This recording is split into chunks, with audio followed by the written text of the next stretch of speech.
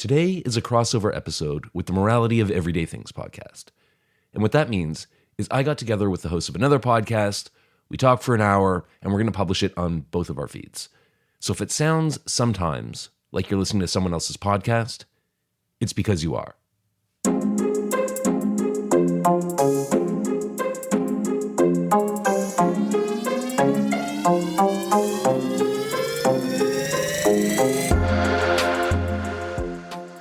Today with the MOET podcast, Liberal Democracy, the good sides, the bad sides, and whether it's the best we can do.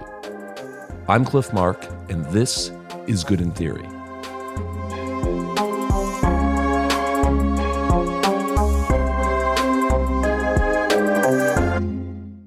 Hi guys, welcome to a crossover episode. Today we're talking with Cliff Mark from Good in Theory. You may, if you listened to the last episode, recall that I mentioned that I'm a big fan of his podcast. Such a big fan, I actually reached out to him, and he was willing to give some time and have a chat with us.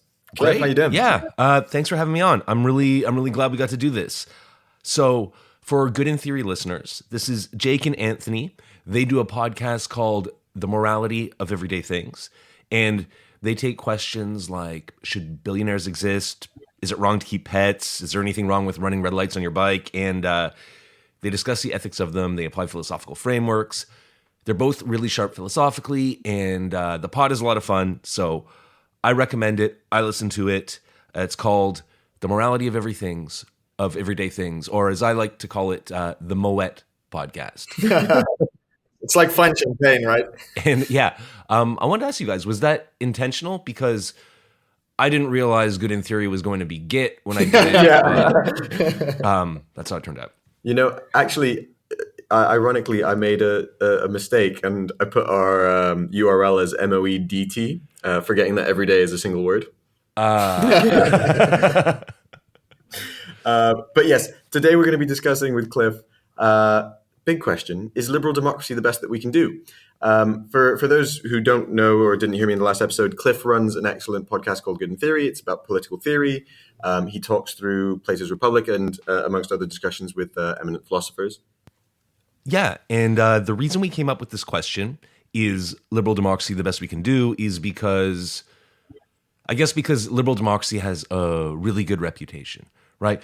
I personally came up during the end of the Cold War, and under those conditions, democracy was just almost synonymous with good government. I didn't really get my education much critique of liberal democracy. So we thought it would be a good crossover to discuss whether, democracy really is the worst form of government except for all the others.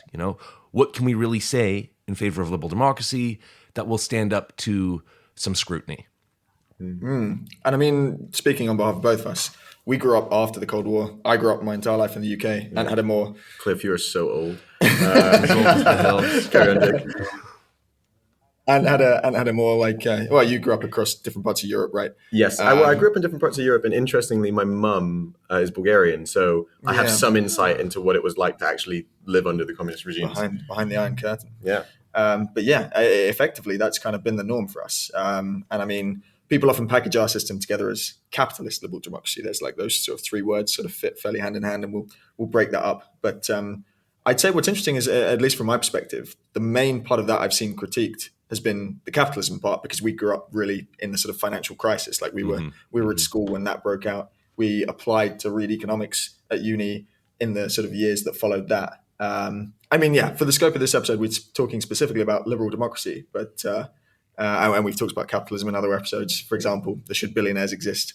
We'll no doubt talk about it again in future episodes. But interesting. It's that as you say, our sort of backgrounds frame our perspectives. Yeah, it's interesting that being just a bit younger than you, we basically missed that wave of obviously it's way better. And yeah, I think like when I think about the political zeitgeist of my at least teens, early 20s was more kind of like, hey man, capitalism is bad. But yeah, I mean, like certainly when you think about the challenges to liberalism as well, I mean, we've seen them pretty recently, right? So I mean, certainly from us, the UK, Brexit referendum was big, and then the election of Donald Trump, and it's funny that they both happened in the same year, which really sets it as a marker, like 2016, the year of like what is wrong with liberalism, right? And the year that all the celebrities died. Yeah. Coincidence? I think the lizard people were pretty sick of what's going on. But yeah, I mean, until those two like kind of events, it felt like the world was moving in a generally liberal direction, right?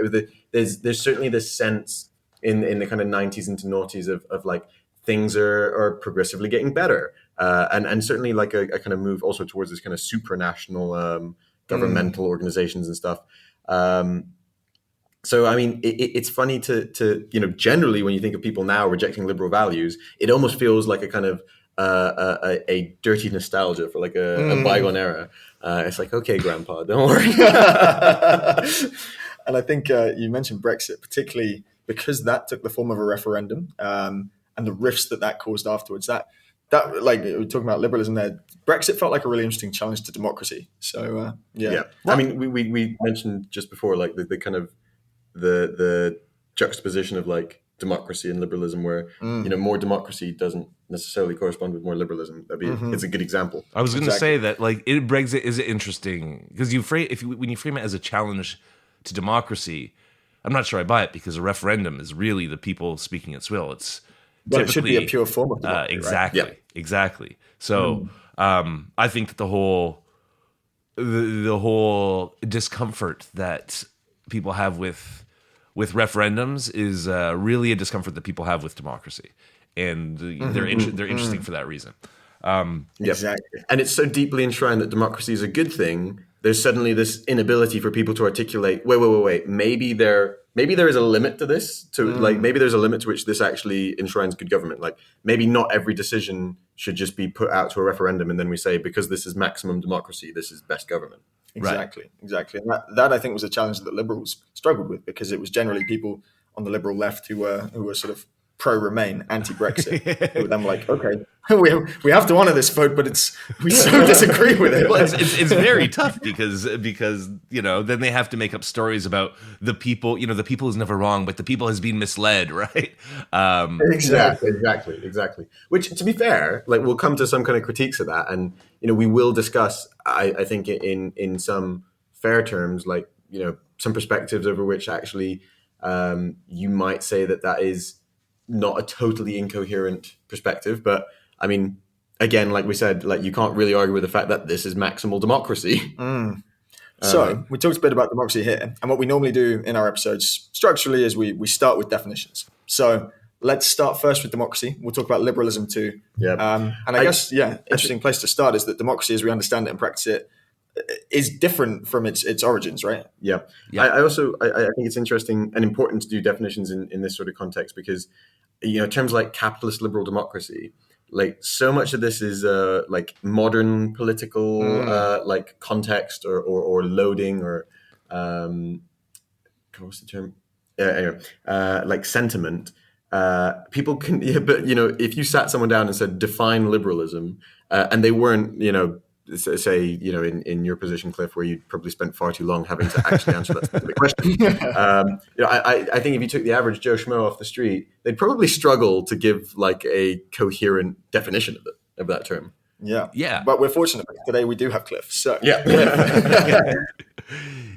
Well, look, don't get your hopes up too much, because there are serious academics who spent their career trying to define liberalism and will tell you that you cannot give a coherent definition of it that accounts for how most people use it. Anyway, one thing I want to mention, another important thing about definitions in this context, is that the words we're talking about, liberty, democracy, liberalism, these aren't just analytical terms, right? They're value terms. They're highly charged ideologically, and that means they're contested. People use them to mean different things. So, for example, North Korea calls itself a democracy, and maybe it means something else than when America calls itself a democracy. So, all to say, there's a lot of different uses, and we need to be careful just to clarify what we mean when we use these terms. So I could totally see how, like in an American context, someone might say something, and someone would be like, "Oh, that's such like a liberal perspective," and it's like, well, I mean, neither the Republicans or the Democrats are arguing that we shouldn't be a liberal democracy, actually, in like the kind of actual meaning of that word, but like you say, oh, it's such a liberal thing to say.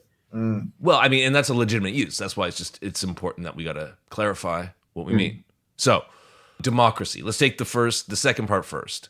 The Greek word is demokratia, which is something like people power. And the essential idea of a democracy is that the people are ruling themselves. So popular sovereignty, that kind of thing.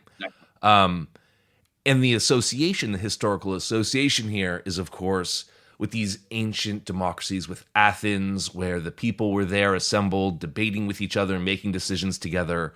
But, notice that whilst that's the association that philosophers and theorists and ideologists are that's the bell people are trying to ring in our mind when they talk about democracy, that's actually very different from how our democracies work. Because ancient democracies were direct. It was the people there themselves making laws, deciding to kill Socrates and whoever else, deciding to go to war. Whereas, obviously, when the people vote, like in the Brexit referendum, all the actual people with political power are up in arms freaking out. And that's because modern democracies are representative, right? We don't do the politics ourselves. We elect we elect our rulers and they go represent us, but we're not actually doing it ourselves. So there's a big contrast between ancient direct democracy and modern representative democracy. So, I mean, you're highlighting the main difference is whereas we vote people to make our decisions in politics. For example, like in the UK, we have members of parliament. In ancient democracies, citizens would attend their governments and decide for themselves. But how did that like work in practice? And, does that mean from an ancient Greek perspective, our current system doesn't actually look that democratic? Yes. Okay. So to take the first part, how did it work? It was kind of that if you were in town that day or if you wanted to participate in the assembly, and they would have these all the time, regularly every week, you would just turn up at this big amphitheater like place on a hill, the Pnyx in Athens, and you'd listen to the speakers, you'd maybe heckle a bit, you could get up and speak. You had the right to yourself, but usually it was a few kind of posh guys who were doing it, and you could vote on whatever motions were put to the assembly. So you were doing it. All their stuff was fun, right? Referendum of whoever turned up. Yeah. So that's how it worked. And to your second question, whether today's democracies would seem democratic to them, absolutely not. By any kind of, even not even the ancient Greeks would say this is not a democracy. They would say it's an oligarchy. There's very, very few people making the laws.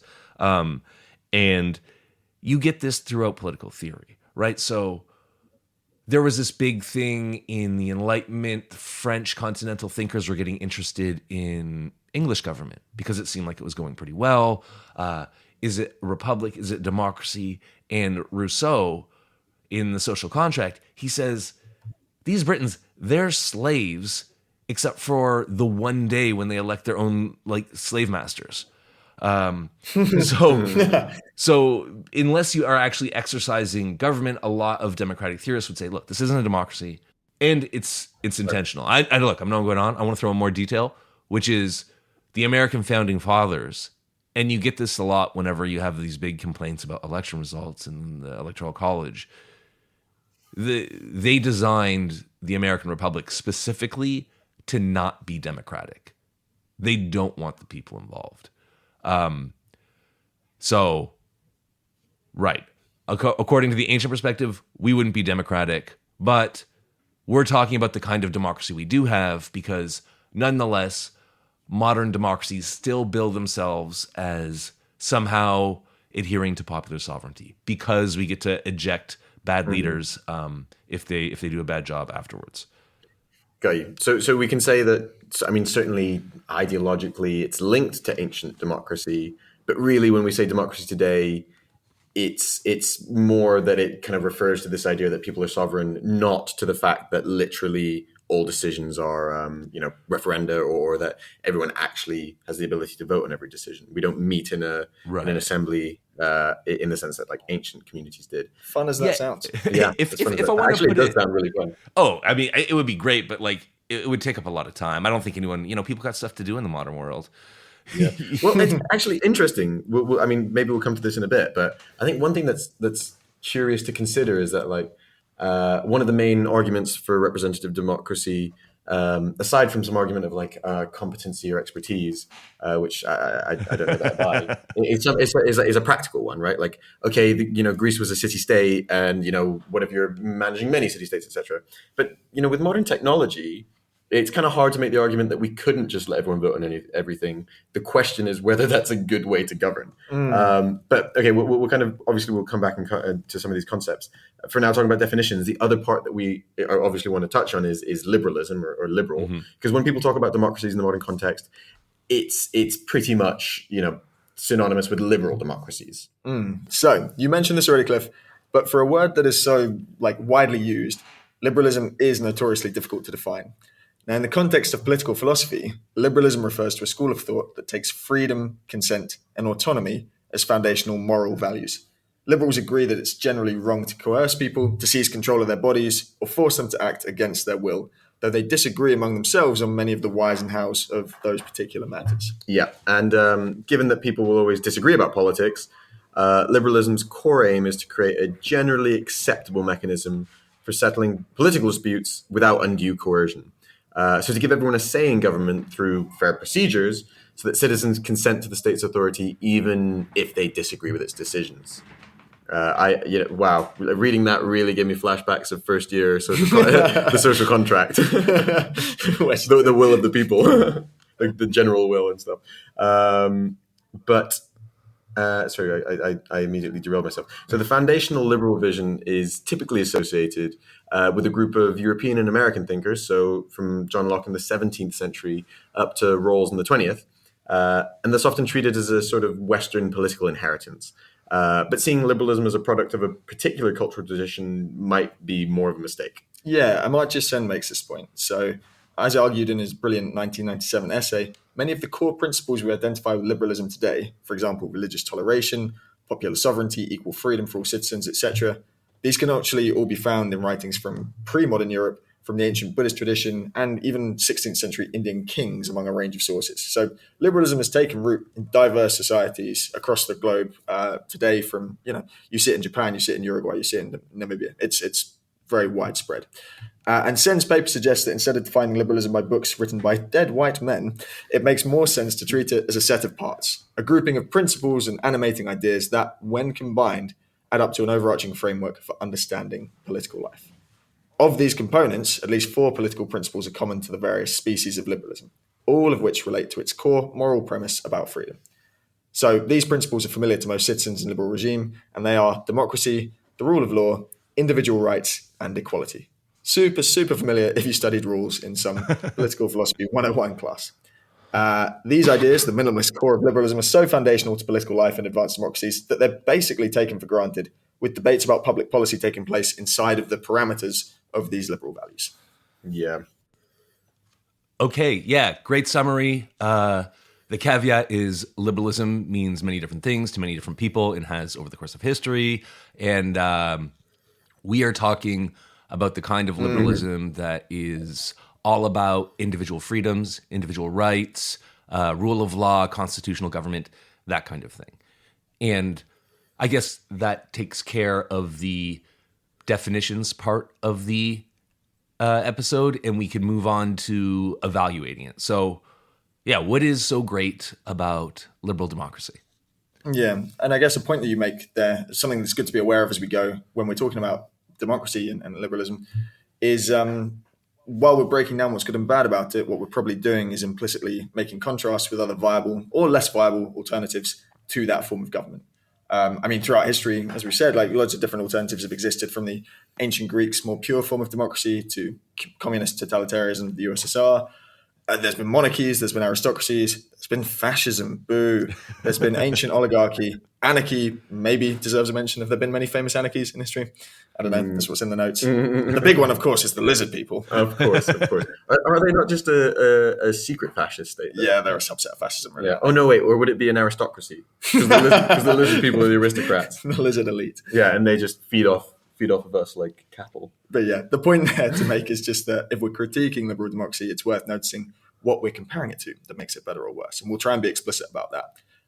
But we're going to start with why it's good. And I guess there, again, the way we've broken that down is sort of in reference to values that we like about systems of government and in contrast with things that we don't like about other systems. Yeah. First of all, presence of lizard. No, we need to start making lizard people. But yeah, okay. So there's a bunch of fundamental goods that we may kind of want from a system of government, or basically be the bars that we'd say like, oh, this is a good system of government because it achieves X, right? And we can see how liberal democracy can be quite good at a bunch of them. It's difficult to make some of these arguments from the society or social context of someone who was brought up in a liberal democracy. So maybe I've just been taught that I value these things. Maybe you're just indoctrinated. I know. I'm taught to think that I'm free. You've definitely been indoctrinated. It's just a question of whether or not they indoctrinate you with the right with the right stuff. Yeah, exactly. Am I liberal in the right ways? So one axiomatic thing that we could say is that a good political system should generally improve our freedom. I mean, really, it's kind of the core struggle of political theory, right? To reconcile how we can organize collectively, which necessarily will include constraining our freedoms to some extent, but to do so in a way that ultimately maximizes our individual freedom. That is the core problem that we're trying to basically solve in forming governments. Is that fair to say, Cliff? Well, no. It's fair. No, it's fair to say, but it is very much from already liberal perspective. So the first thing I would say is, the goal is to maximize freedom. One, freedom is even more contested than democracy in liberalism, right? So what do you mean by freedom? You unpacked it by saying individual freedom. The government stays out of our business. We stay out of each other's business. I value that. I like that. I don't like a busybody, but this is very much a liberal value. When you say enshrine individual freedom, you're taking a value that is like core to liberalism as opposed to the other one. So you're a little bit stacked in the deck, but you know. I take your point. I mean, I'm going to use an example that is again stacked, but you know, I suppose, for example, the Chinese government would argue that the Uyghurs aren't free to correctly understand, you know, the brilliance of China, for example. Sure. There's some sort of positive freedom issue as opposed to a lack of negative freedom issue. Okay. Or, I mean, if you want to, you know, take one that might be a little closer to home, you could say that if you allow everyone the individual freedom to decide on their own about vaccines and masks, you actually undermine the freedom of others to collectively organize to reduce the danger to everyone. So I don't think it's like so simple to say, well, you know, these people like totalitarian governments just say you're free because they're forcing you to do the right thing. There is that argument, but the whole maximize individual freedom, I want to say that when we were talking about what's good about democracy, what's good about liberal democracy, individual freedom is one of those things, but I wouldn't count it as the fundamental goal of government to maximize individual freedom unless we have a long talk about what you mean by individual freedom. Fair. It's not going to be do whatever you want. I will rephrase that to a major issue of political theory and formation of government. Reconciling, you know, assuming from a liberal perspective that you do care about individual freedom, how we can reconcile that with the necessary loss of freedom that comes with collective organization. Mm-hmm. The example you gave with vaccines is actually really a good one, where it's like, how do we square, you know, forcing someone to make a decision around their bodily autonomy versus the externalities it imposes on the people around them? Right.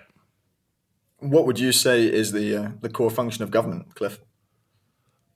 The core function of government, I would say, is to, I don't know, make mutual domination less violent. That's very Hobbesian. To live with each other like non-murderously. I think that there's just a lot of functions of government, right? So that's why I don't want to throw away individual freedom, because actually I think I get you. It's an important value. I'm just saying we're already making liberal assumptions. Like Plato in the Republic, he has no truck with individual freedom. Yeah. This is true. My zealous use of the word core rather than, you know, important has kind of sidetracked. It might be to realize the human good, you know? Yeah. Yeah. We've got some other axioms here. I'm nervous to read these because I ain't got the first answer wrong. So, and he wrote this bit. But what we've got here, there's I guess it's the same sort of paradigm, right? If you took looking at the sort of paradigm of liberalism, then other key rights that we care about that democracy promotes would be, rights being specific activities we consider it important that everyone has access to. So I guess that's like freedom of speech, stuff like that. Actually, to be fair to you, Ant, you have made the point that these are deeply enshrined in liberalism. So you've acknowledged the bias that comes with that. But yeah, it's access to certain key rights, and democracies tend to be quite good at promoting those. It's a little bit circular, but I think a lot of people would think, one of the things that's good about liberal democracy is that it, maintains our rights. Yeah, rights to property, access to food and water. But the fact that you might feel that way is because, or a lot of listeners may think that that's something important, is because we're from liberal democracies, and it is kind of part of the definition, isn't it? Yeah, and I'll also add that people who do not live in liberal democracies also like the idea of individual rights. This is not, it's not a super controversial thing that we've all been hypnotized into liking. There is upside to it. So we've swung too far the other way. Another good point about democracies is self-rule, which I suppose is just the idea that, I guess it's the absence of tyranny in some respect, right? It's just the idea that people are free to sort of choose for themselves. But yeah, I mean, it's also a kind of, a lot of people see it, and this kind of links to the next point. It's quite a natural check and balance when people have access to self-rule. There's a natural alignment of incentives where that means that you would not want, we'll come to this because there's also the issue of the tyranny of the majority. But generally, if people are represented fairly, then they will not want some system of government that's actually not in the interest of the majority of the people. There can still be, like as I mentioned, some issue whereby the majority of people can agree with something that's bad for the minority. But it introduces a check and balance, which comes to the point that actually liberal democracies generally do help to promote stability. I mean, stability generally in most forms of government is kind of seen as a fundamental good. If you study, for example, African dictatorships and democracies in Africa, it's generally better to have a stable despot than it is to have frequent revolts and uprisings and switchings of forms of government or leaders. Stability, even in a kind of unhappy equilibrium, is generally seen as a relative positive. And actually, liberal democracies are generally quite stable, generally constructed with a lot of checks and balances, and often actually also because they help promote prosperity, that also helps to keep stability and peace. Linked to prosperity, you've also got the fact that liberal democracies tend to play really well with capitalism. And that might be considered a fundamental good given the experience of the last few hundred years. Human beings have become much better off. We want a system that supports free markets to trade in, and liberal democracies do a really good job of this. Now, markets not only seem to bring prosperity, but compared to previous models of governance, they maybe even help us express our freedoms. And I know, Cliff, this was something you talked about recently on your podcast, right, with the guest when you were talking about Hegel? Yeah, that's right. So the Hegelian argument for what he calls civil society, but we would call the market, is that it gives you a venue in which you can just determine your own wants and needs and pursue them. And this is a kind of human freedom. And so because we have that venue we can act in, we can become a being that is free in that way. So it's a kind of actualization of this aspect of our identity, of having needs and wants, and just they're legitimate, we can pursue them. I talk about it with Jeff Berkeson. It's episode 20, I believe. Do free markets make free humans? So if you're interested, go listen to it. Yeah.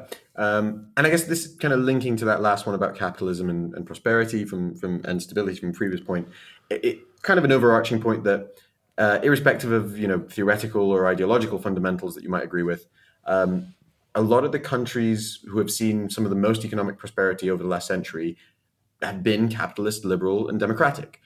So there's a sort of empirical argument that perhaps from a policy perspective, irrespective of what we like ideologically, it seems to just work well as a system of government. The same way that I think a lot of people will think that there's lots of Marxist thinking that is informative and interesting and idealistic, but actually a terrible guideline for actual policy. Yeah, it's kind of the opposite of that, right? Yeah. Yeah, I would say that this is the main line that people give about liberal democracy, that, hey, look, it's making us all rich. This is like Fukuyama argues this and stuff. But I would say, just to throw a little counter view in there, is that the liberal democracies that people have in their mind, the Americas, Canadas, the UKs, the Western European countries, they also won the last big war and have been severely messing with states that have any other form of government, right? Even other forms of government that have been democratically elected. So, so a lot of this prosperity might be the result of just having won and being on the right side rather than. So it might be more a case of this is the one issue, or say one issue, an issue with the empirical perspective. Correlation isn't necessarily causation. It could be more that some underlying factor that happens to be common to all of the American power, Western, for example.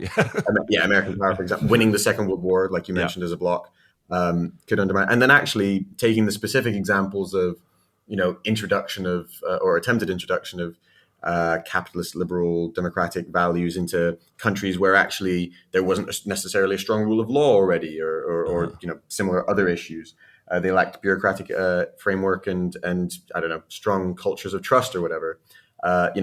Set those up in Africa and South America, and actually it doesn't work. So maybe it's not a great form of government. And then also, we can say like, if we look at the most successful countries over the last however long, that's a very 20th century perspective, because the 21st century perspective is, wow, damn, China's growing really fast. Right, exactly. There's a financial collapse in the West. Right. Yeah, exactly. There's a financial collapse in the West. Like there's a political deficit, and now China's doing really well. And one thing I just want to mention about the maybe there are some countries where liberty cannot take root. There are also a lot of countries where it seemed to be democratic and maybe even liberal enough, but had not been capitalist enough, and therefore, the U.S. has a long history, and the UK isn't so great either, of interfering with other people's governments if they weren't quite capitalist enough. You could think of the Congo, Italy, Japan, like Iran. These are all places that had elected governments. Most of the Middle East, that really. all of a sudden we're like, but not capitalist enough. So we're gonna have to mess around with it, and a lot of times you get non-liberal or non-democratic outcomes. So that's just before any of the listeners start concluding, hey, these Africans, they just don't have what it takes for freedom. You might want to look at the individual cases and see who's doing what. Yeah. Right. Sorry, that's not a kind of like, I don't know, Western imperialistic expression or superiority viewpoint. More just that, again, the kind of correlation is not causation argument. Like you can't just stick a liberal democracy on something and suddenly it'll work. Of course. Is the point. Yeah. So there might be other things that are important that this correlation that we seem to be seeing in Western countries actually isn't explaining fully. Okay, cool. So that's quite an interesting critique of the empirical perspective already. Before we go into the list of critiques more formally, Cliff, is there anything you'd want to add to why you think democracy is a good thing? I think that the main things that are kind of in the definition. I like that the people can rule themselves. I am indoctrinated enough that I don't love the idea that some people are just going to rule over others, even though they do. I like that people have a say, and I gotta admit, I like some individual freedom. I'm not necessarily one to completely make property rights sacred, but I am a freedom guy. So insofar as liberal democracies can realize that, that's good. And once you say you're a liberal democracy, there's a lot of stuff that's really awkward to do to your own people. And so I think that's a good thing, It's interesting though that we kind of went a little bit down that rabbit hole of like, what's the point of government, right? And on the topic of Fukuyama, we mentioned end of history. I'm sure we'll talk about it again later. I actually read, it was a mistake because it was way too long, but I read his book on the origins of political order. And it's interesting that like from what you said earlier about like preventing violence between people or something like that, right? As maybe you could say that's the ultimate goal, and that doesn't necessarily align with any of these values, right? What I'm saying is that all of these values kind of come from a modern perspective where it's kind of a given that we're not in a state of constant war with our neighbors, right? Yes. It's kind of allowing us to kind of take one level up and be like, okay, now that we're not fighting for constant survival between other nations and people within our nation, like what's the stuff we start to value? It's interesting that actually, like, maybe if you start to think of yourself in the context of a country that's perhaps not got that privilege, maybe actually some of this stuff falls to the wayside. Maybe there is actually like a superseding thing that is the most important function of government. Even liberal democracies and ancient democracies, they have, wartime measures, right? Yeah. So yeah. Which is actually something we'll come to. So like ultimately all of this stuff maybe is kind of secondary. Well, you might think that the ultimate goal of government isn't the same as the basic goal of government. And if we do live in a situation where we have peace, then, that's not we can do more. We can aim higher. Wow. Fair. Okay, let's go through some of those critiques. I mean, that was kind of touching on one of them, but we're kind of semi-chronologically. Should we start with, you're probably, do you get like PTSD when you talk about Plato? It's funny you should say that. I've read from learning it as studying it as a student, no, but sometimes from making the podcast, from doing the Republic podcast, sometimes yes. For our listeners who like the context, Cliff literally went through the Republic and broke it down. How many episodes did you do in the end? He broke down the entire episodes, book into like So and you said how many hours of research per episode? Oh, it wasn't just research, but I also didn't just talk about it. I adapted the dialogue and got actors to do it. So I was doing maybe it was around 100 hours per episode. So it was it was it was a lot of work. So it is it does ring some bells. But it leaves me equipped to speak now for 1 hour straight on Plato's Critique of Democracy. No. Buckle in, guys. It's a good thing people usually listen to this podcast to go to bed.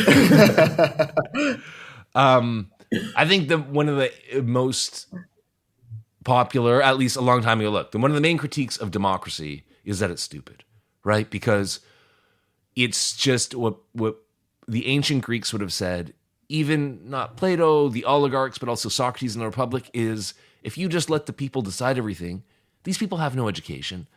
They're not experts. You want someone who knows what they're doing in charge. So you sound like you're a political pundit in 2017. Yeah.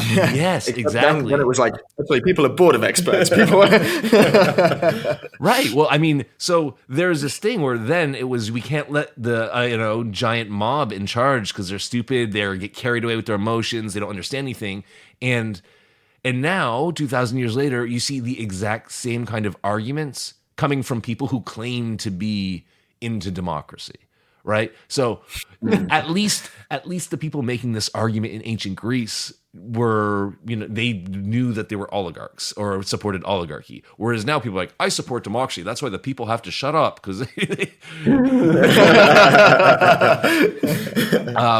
we still have this like tension between the sort of technocratic side where we need the experts, we need to follow the science, we need to listen to whatever the government say, and then you have and then all the populist stuff, we say it's just demagoguery, it's just people being ignorant.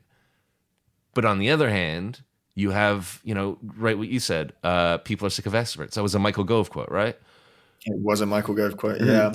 And people are sick of experts, and that's completely fair considering how little experts have done to listen to what people actually want. So and actually I think a really interesting point, a specific sentence that was in the notes was even experts are early experts in a very narrow range of things, right? And I thought this is one that really reminded me of the issues during COVID, right?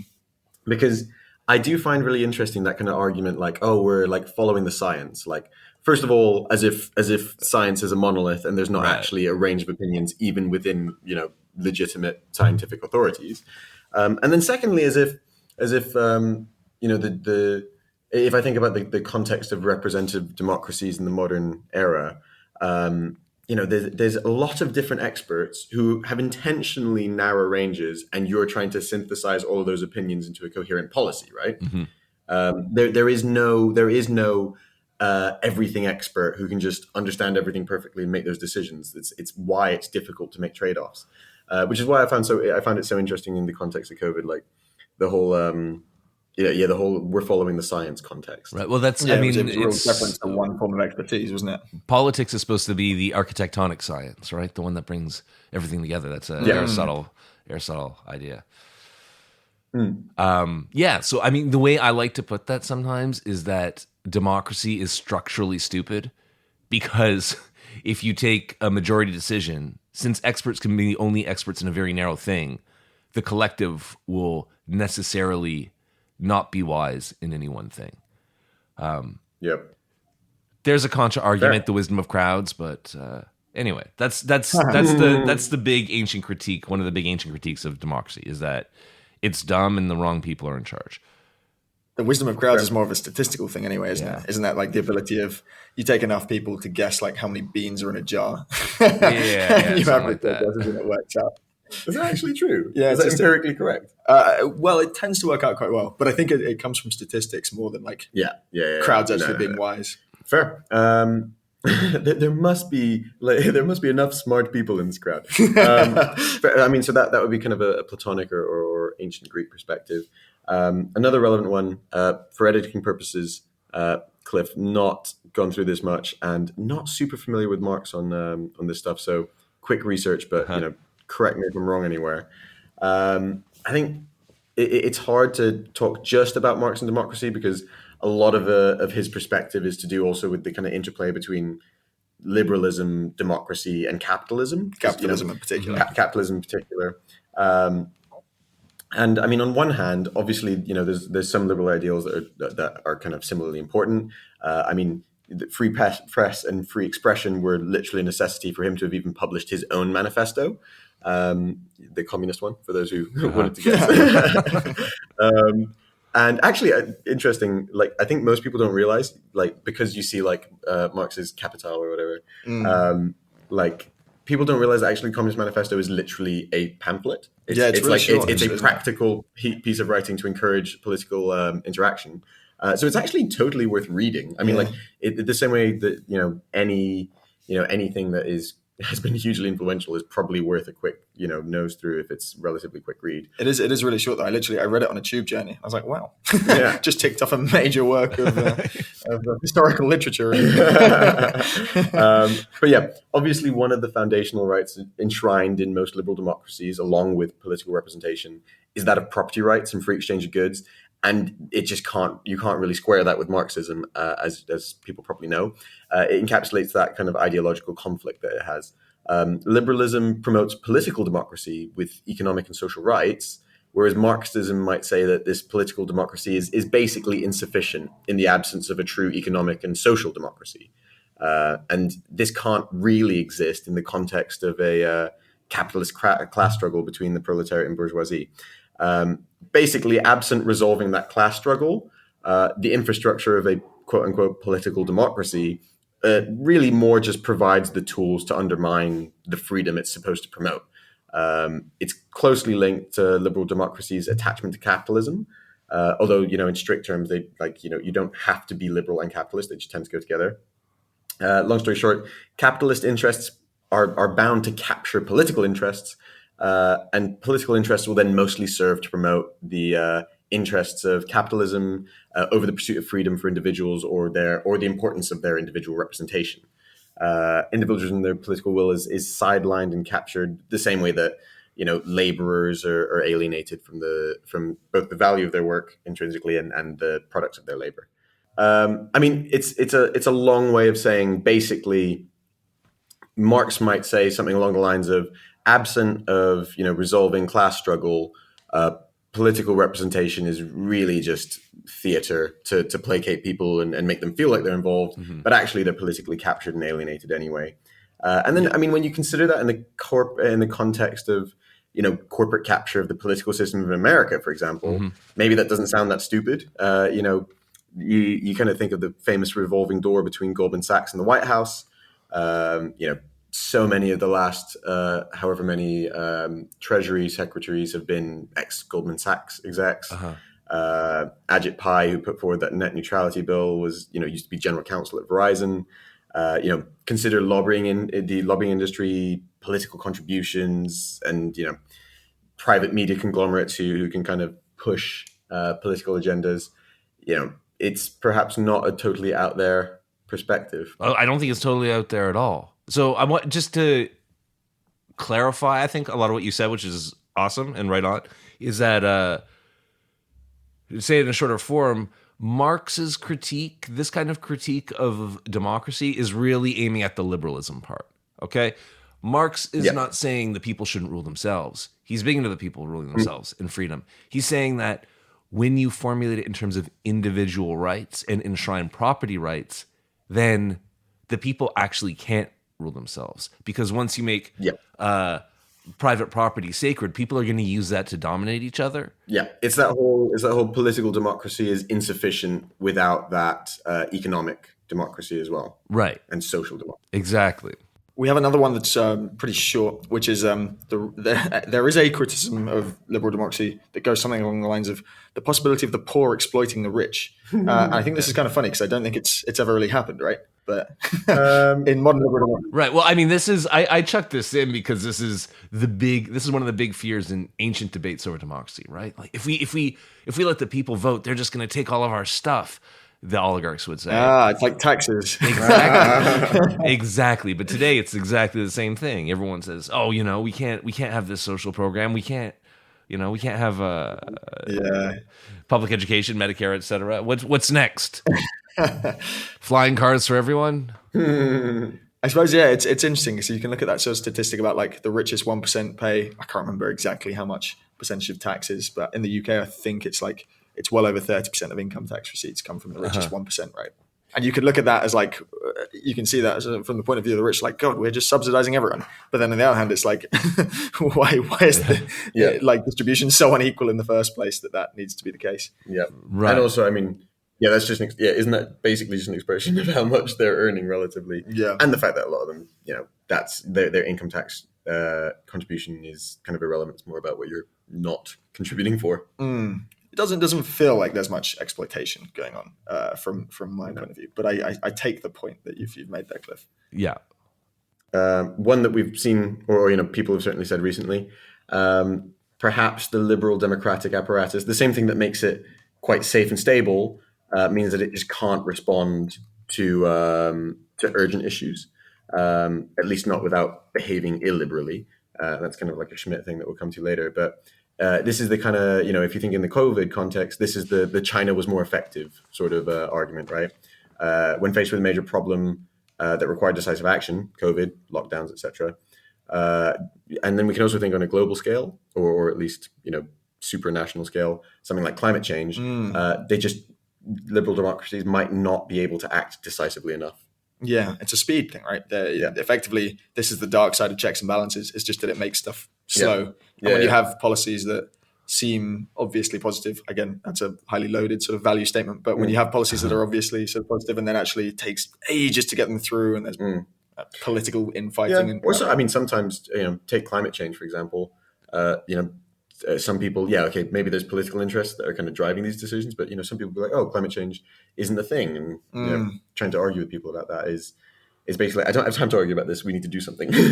Yeah. Well, it's the fact that you can put self-interest in terms of like the benefits of coal to your economy ahead of like the sort of collective interest, and that's a problem. It's a flaw of the way that we organize. Yeah, this is a classic critique of democracy and of Republican forms of government, but it's supposed to be slow. There's supposed to be checks and balances. Oh, I think it's deliberate, right?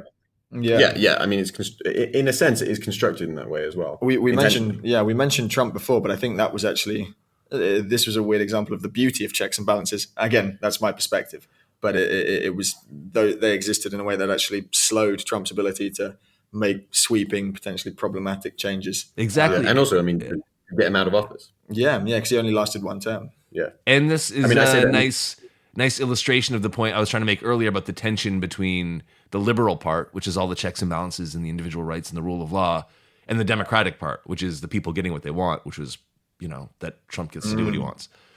So yeah, there's a real tension there. Sorry, Ant, I interrupted you. No. I mean, I was just going to say it's if I spent a lot of time in Istanbul as a teenager, and it's interesting. It feels like faraway places, but it's not that abnormal to have places that were, democratic and, still market themselves as democratic, that have, for all intents and purposes, been captured by a, dominant political figure, a strongman who was elected democratically and then uses weakness of political apparatus to cement themselves there. Yeah. So, you could say Trump is a good example of like, yeah, actually we managed to displace him. So checks and balances worked. Yeah. Mm-hmm. Last point that we had as a sort of fairly common critique of democracy. This is actually one of my dad's favorites. Is this is this problem of like you elect new leaders over different terms and things just kind of get stuck. Like you change your mind, things don't happen. There's a lot of politically important stuff that can't happen within a 4-year term, and suddenly it doesn't make sense for people to create a plan to commit to actually doing this, irrespective of change of power and stuff. Right. And again, China's a great contrast, right? Because everyone's always scared of their long range strategic planning, whereas in the States, it's every 2 years there's massive elections. Yeah. You look at something like Obamacare, which like still didn't get through in all the time that they had to sort of push that, right? And Yeah, exactly. And I think it's kind of a function as well of the fact that, like we were saying earlier, liberal democracies move slowly.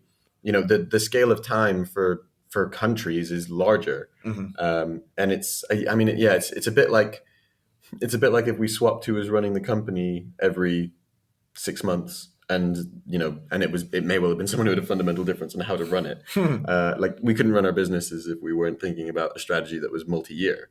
Right. And in the context of countries, that the appropriate time frame is probably multi-decade, which, like you say, China, if you think about China's investment into, internal infrastructure and external infrastructure as part of their trade deals and stuff, that's the kind of policies that are hard to enact when your leadership is changing so often. Yeah, one other thing that I wanted to say about critiquing liberal democracy, and particularly liberalism, and maybe even a little bit capitalism, is that it's not just Marx, right? There is a strong tradition of a conservative critique of liberalism and capitalism. Sometimes that gets obscure because libertarians have become right-wing, but this is like an artifact of the past 30 years in mostly America. What I mean is, if you're concerned with community, with traditional values, or even with, say, the environment, with ecology. These have all been very core traditional conservative concerns. And from that perspective, you could critique the liberal capitalist aspect of liberal democracy. This idea that everyone can make their own individual choice, that the community has no say over how people live. This is a kind of solvent that pulls apart the adhesives that hold together community. And so this notion that individual freedom and capitalism are a threat to society isn't just a Marxist one. This is also a kind of traditional conservative critique. People are afraid, if you care about society, you might be worried about liberalism.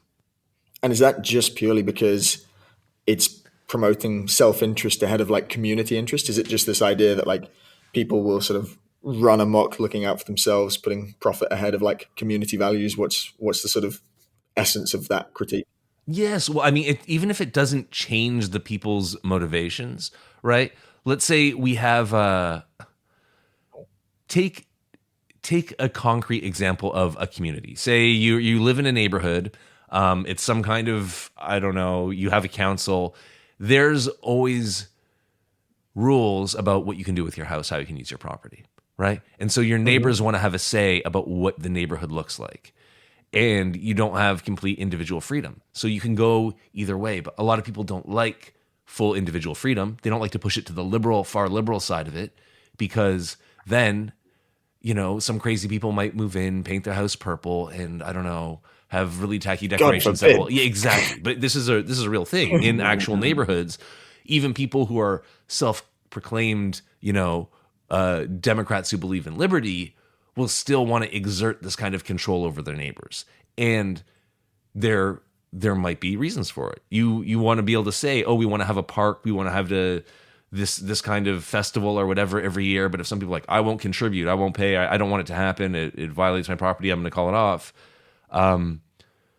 Some people want to choose the will of the group or the good of the community over letting people make individual decisions. Because when you let people make individual decisions, it has collective consequences. Yeah, it's funny, yeah, when you put it in like that sort of neighborhood level perspective, it's it makes it quite relatable. One final criticism of liberalism to touch on is Carl Schmitt. Now Schmitt's an interesting guy, and I'll say a little bit about why in a second if you haven't come across him. But he argues that liberalism is basically a sham because it can only truly tolerate belief systems that cohere with its own vision of freedom, and it has to actively stamp out worldviews that are hostile to that ideal. That should feel familiar to anyone who's been on a university campus, right? Yeah, I'm liberal as long as you think the same things as me. exactly. Yeah, but Now but Karl Jake, Popper, now that you're mentioning Carl Schmitt, is this when you give us your answer to is liberal democracy the best we can do? Do you have an alternative? Because I don't know if the audience knows, Carl Schmitt was a Nazi lawyer. he was. Yes, He was. yeah. He became quite an active member of the Nazi Party. We'll come back to that in a second. But Karl Popper, who hopefully is also familiar thinker to the audience, he took Schmitt's problem. He sort of framed this as the paradox of tolerance, which I think is a really nice way of phrasing it. And effectively, the paradox of tolerance goes: liberalism can tolerate everything except intolerance. and I guess like when Popper was looking at it, he saw it more as an interesting thought experiment into where do you draw the line. For example, if there's a fascist uprising in a democracy, at what point are you permitted to squash it? Now, Schmitt would say all of that's a deception. Politics is not about compromise between equal individuals. It's about conflict between groups. As you said, Schmitt was writing in the early 20th century. He went on to become a famous Nazi, but he was writing ahead of the rise of Nazism, and he said, even if Bolshevism is suppressed and fascism held at bay, the crisis of contemporary parliamentarism, is that how you say that? The crisis of contemporary parliamentarism, how do you say that word? Parliamentarianism. Okay. The crisis of contemporary parliamentarism would not be overcome in the least. It is, in its depths, the inescapable contradiction of liberal individualism and democratic homogeneity. So yeah, the struggle between the Nazis and their opponents couldn't be resolved through parliamentary compromise, as history shows. And the Weimar Republic fell to fascism and took the rest of the continent down with it, almost. Interesting real life example of this: Greek Parliament. Real life. Sorry, sorry, not real life. When I say real life, I mean within our living context. You do mean modern Greece? You don't mean, Sorry, I meant recent. you don't I meant mean- recent life, not real life. Yes, the Nazis are not a fantasy, to clarify. just existing video games. Terrible phrasing. Sorry, a good recent example of that actually is there were Nazis in Greek Parliament. The Golden Dawn Party. Wow. And they were there for... Is this the extreme right wing? Yeah, they were the extreme right-wing party who they were self-expressed neo-Nazis. And then it was recent that they basically, I think someone, took a step too far or something. I can't remember what it is. Sorry, this has just reminded me. And they did get kicked out and a bunch of them thrown in jail eventually. But yeah, it was a liberal democracy that had literal neo-Nazis in the cabinet, not in the cabinet, in Parliament. It's a really interesting problem, and it sounds maybe a little bit semantic when you first phrase it, but actually it's almost a riddle, right? It's like, Yeah. how can you be tolerant of everything, or if you are tolerant of everything, what do you do about people who are completely intolerant to your worldview? Yeah. How do you square that? I mean, yeah, basically the point is like, take the example of the Nazis in Greek Parliament, right? If you said you're not allowed to be in this parliament, then actually you are intolerant of at least one thing, so you're not totally tolerant. And also, then you kind of enter this argument of like, well, how do we communally agree what the things that we should be intolerant of are? And then if it's not like should they be in at all, if it's like, well, we can have them as long as they're a minority, like where's the line of like how many of them is like, okay, wait, this is enough. We need to stop this. Right, and depending on where you draw the line, then that throws into question whether you're a democracy at all. Yeah, exactly. Yeah, that's look, it's an interesting problem, but I don't know. I don't know. I don't know how much intolerance you can tolerate. I do think that there's something to Schmidt's line that is just, look, you have rules, there has to be a decision, and you enforce it. You don't really want that to come to the surface all the time. But I think it's one of those things where it's a discussion of like, there's a difference between discussing like liberalism in like kind of, philosophy ideal land versus liberalism in practice, right? Mm-hmm. Like in practice, it doesn't feel like such a big issue. It's more in the kind of ideal land that it is. I mean, like, take the Greek example. Like, yeah, like a couple of them got into parliament and they probably found some kind of side way to basically, use an excuse to kick them out. It does undermine the fact that is it really a free and fair democracy? But I think communally people are kind of comfortable with it. Mm. Yeah, and even also in fascist and communist governments, people are communally comfortable with oppressing their minorities. So, yeah, I don't know. Yeah, so I wanted to mention Fukuyama. He has a kind of interesting take on what's good about democracy and what's wrong with it. I have an episode on this. People should go listen to it. But in the early 90s, Fukuyama writes this essay, The End of History. And then he writes a book based on it, The End of History and the Last Man. And when he comes out with this is right before the fall of communism is the essay. The book is right after. And everyone's saying, this guy, what an asshole. He's this liberal triumphalist. He's just doing this touchdown dance on Soviet communism. He's just saying, and his argument is that, liberal democracy is the end point of human political development. It's the end of history. And everyone is aiming for it, even if they're not there. All the wagons are on the same road. They're heading to the final destination, which is liberal democracy. And great. So, did you guys ever have to read this in your degrees? No, I listened to your podcast on it though. Oh, okay, cool. Yeah, much better, much faster. No, I never had to read any Fukuyama. I didn't have to. You but did it voluntarily. I'm aware of it. Yeah. Okay, well, I think he's interesting because he has a slightly different take that we haven't talked about both what's good about democracy and bad. So he says the reason liberal democracy is going to be the end of history, it's the best we can do in terms of human government, is that it delivers the goods in two ways. One, with capitalism, it generates wealth, so everyone will have a decent standard of living. They can go to restaurants, they can have like a new gadget, time-saving devices, whatever. Capitalist governments were much richer than communist governments at this time. And it also delivers recognition. So in a liberal democracy, everyone is seen as kind of an equal, their own autonomous person that is recognized as having status. And, you compare that to an aristocratic form of government where there's just the fancy pants aristocrats and then the commoners, and nobody likes to be looked down on that way. So that's why everyone is eventually going to wind up at liberal democracy, because it gives you equal recognition and prosperity. There's something intuitive to that. Yeah, it totally is intuitive. And that's Fukuyama's idea of the upside of democracy, what's good about it. But he also has an interesting idea of the downside of liberal democracy, because that whole thing that gets attributed to him, that he's this liberal triumphalist, America's number one, that's really not his actual vibe. The title of his book is The End of History and the Last Man. And so, it takes a little bit of background. The Last Man is a reference to Nietzsche, and the idea of the last man is this idea of the bourgeois as a human type. So, what is the bourgeois? It doesn't just mean you're fancy and you buy expensive things. It's just a kind of set of values. You're a person with no grand illusions. You don't believe in any very high ideals or high ambitions. What's real to you is profit, a comfortable life, not too much danger. So the bourgeois, they'll work and eat in comfort. They will have a nice work-life balance. They'll eat in restaurants. What they don't have is these grand missions to make new worlds and change the world, right? And kind of lack of a sense of meaning.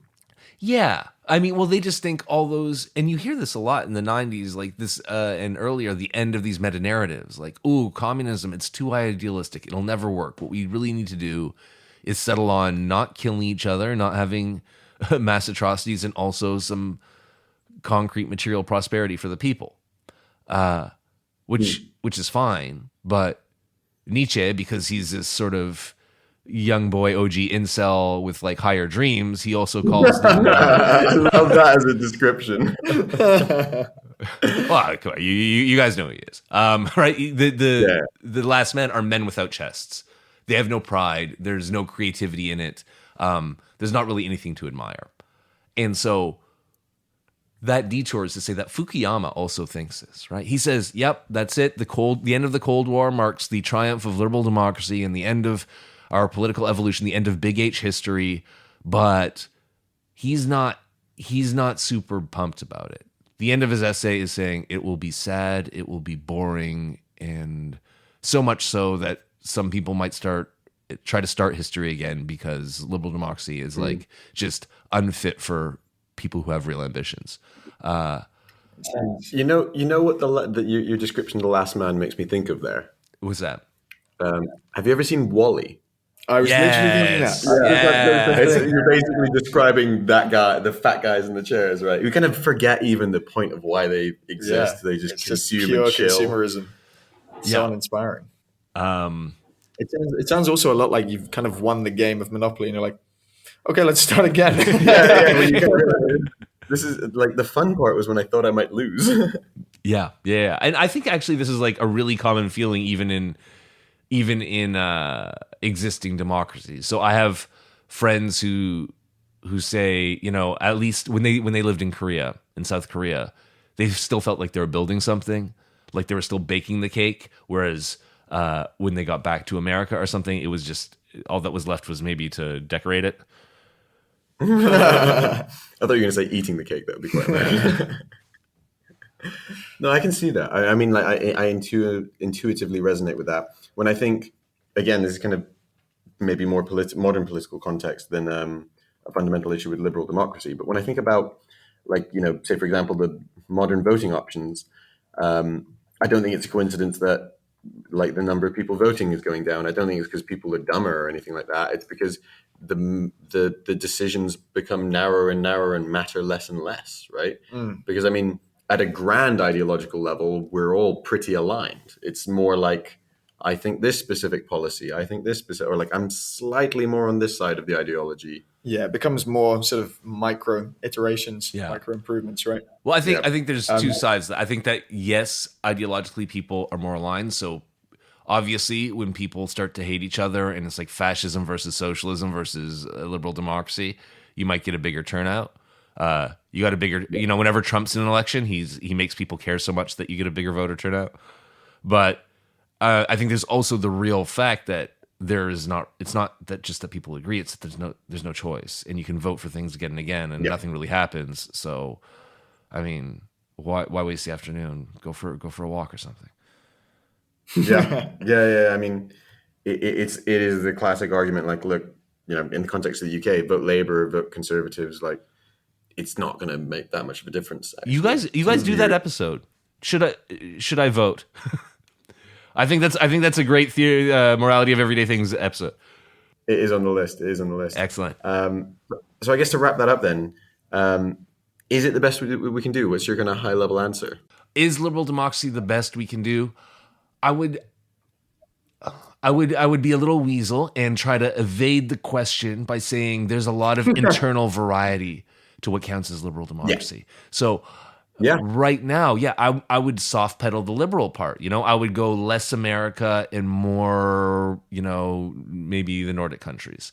Try to get a little more democracy in there, ideally, if the people are on side. And I think that you can combine some form of human rights with a greater capacity for collective action that doesn't have the problems that very liberal libertarianism has.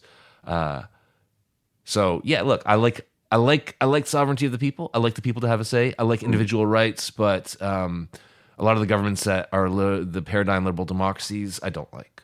So that's my hedge. What about you guys? Question around terminology, actually. Like some people, and you mentioned Nordic countries. I think Nordic countries like actively would use this, even in kind of describing their political position. We'll throw the term social in there, socialist in there as well, or social at least, like a social democracy or something like that. I think that's fairly widely used nowadays. probably speaks more to the welfare part, though, which I think is the part that I like about your answer, Cliff. And I think the thing that I'd look for in improving the flavor of democracy that we have would be something that's sort of more welfare based. I think the main sort of critiques that I'd make of the systems we currently have fix more on the capitalist side and just like improving the welfare of the least well off in society. And I think if we could do that better, then I think I think that's the way that I'd look to improve the existing system. But otherwise it's all right. No, I'd actually roughly say, like on the scale of things, it maybe, if I can tweak the knobs, less liberalism, more democracy, more redistribution and welfare, which is annoyingly similar to you guys. Hey, no, you're just saying that you're a social democrat, and that's great. So, Which I think is not like, is probably going to be what most people listening to this is probably going to align with as well. I mean, I do want to say though that like I don't think it's necessarily always the best form of government for places. We mentioned it before, but I don't think that you can just supplant these political systems on somewhere and it'll just work and it's necessarily best. Like I think actually, if you look at the evolution of most political systems, it's particularly like the Western countries, it's decades of institutional buildup, and you just can't drop that on somewhere. It just doesn't happen that way. Also, if global circumstances change, it might not work anymore. Yeah, absolutely. I mean, like say there is a case of like World War III, Russia, China, Western world tension. Like it might not be appropriate anymore. The annoying answer, it depends. Right. But like to the extent that I would actually be like hard enough on it to say that there are conceivable circumstances where it's worth abandoning even for Western countries. Mm-hmm. I mean, to bring an analogy from what we see in business, the kind of systems of governance or systems of like organizing that you need for smaller companies vary massively from the systems you need in bigger companies. Yep. And I suppose the analogy is there in terms of like time and maturity of your own sort of state. Like, yep. And then I guess actually speaking about size and scale, I mean, we mentioned like, it can't deal well with issues of like climate change and stuff. So, like how do we start to deal with the issues that are like supranational, the ones that affect multiple countries? And what happens when effectively, we can basically say like, this is the democratic decision, but basically the Western world is like, we need to fix this. For the developing world, it's actually a much more mixed case because it's like, look, a lot of our people are like unable to eat, so it's not really a priority to decarbonize. Effectively, we're going to have to. I say we, like the Western world is going to have to police like, too bad this has to happen because there's a kind of communal global good that we need to be focusing on here. So then there's a strange way in which like, well, that sounds neither liberal nor democratic. So exactly, it actually sounds very, very imperial. So like I kind of vibe quite hard with the, colloquially I think it's the best thing, like liberal capitalist, ideally, redistributive democracies. But I don't think that they tend to be that liberal or democratic as people seem to think. Well, yeah, look, I agree. And I think not only are you a social democrat, but now you seem to be almost a Marxist. so congratulations. I'm rather mercurial. It may be that these are just capitalist states and liberty and democracy are the branding. Illusion, like, yeah. Interesting. We probably need to start wrapping up there. Okay. I think the lizard people should reset the simulation. Are there any shout outs that you wanted to do at this point in the episode, Cliff, or any like closing notes you do? Well, look, I will shout out the theory of everyday morality. Wait, is that the morality of everyday things podcast? Morality of everyday things. I have a new Patreon subscriber, Anthony Collius. Yeah. So it's me. Thanks, man. And I just thank everyone for listening. This was a lot of fun. Yeah. So yeah, thanks guys for reaching out. I think it turned out really well. Yeah. No, it's been a lot of fun. Am I technically your boss now? Who, mine? Oh, yes. I don't know. You might be like, yeah, you know what? I don't want to joke anything about you that I accidentally joke about all my other Patreon subscribers as well.